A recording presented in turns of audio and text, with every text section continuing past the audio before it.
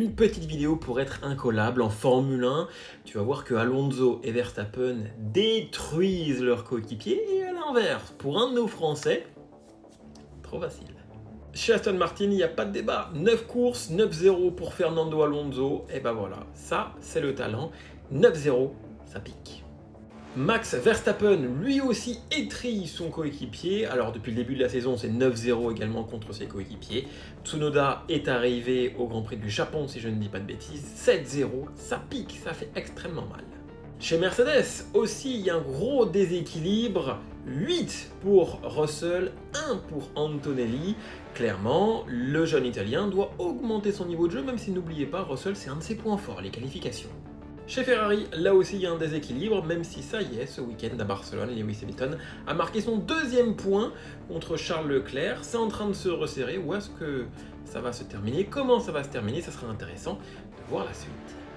Pour notre premier Français, ça se passe extrêmement bien. 9 courses, 6-3, il a l'avantage.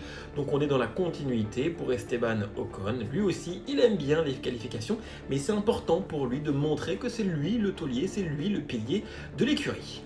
Deuxième Français, et là aussi ça fait mal, parce que Lawson sur le papier, il a plus d'expérience que son coéquipier, et pourtant regarde, 6-1, c'est exactement ce qu'il faut faire pour se faire remarquer dans le paddock. Tout le monde parle de notre Français, c'est exactement ce qu'il faut faire, il est exceptionnel. Maintenant, je ne veux pas le voir dans la Red Bull quand je vois tout ce qu'il se passe avec cette deuxième voiture.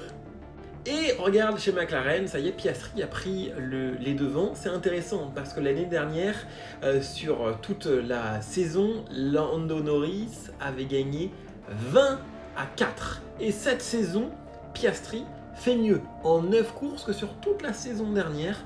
Il a vraiment élevé son niveau de jeu. Je ne pense pas que ce soit Norris qui soit moins fort. C'est vraiment l'Australien qui est plus fort.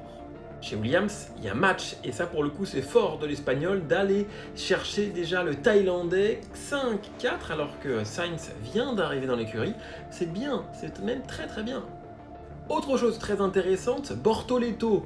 Et ben regarde, il arrive à tenir la dragée haute contre son coéquipier qui a énormément d'expérience. Ça c'est très très bien. C'est un très bon début de saison pour Gabriel Bortoleto.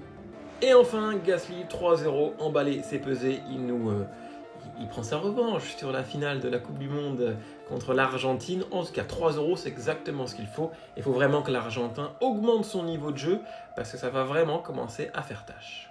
Tu retiens quoi, toi? Moi, j'ai envie de retenir que nos 3 Français, franchement, s'en sentir extrêmement bien.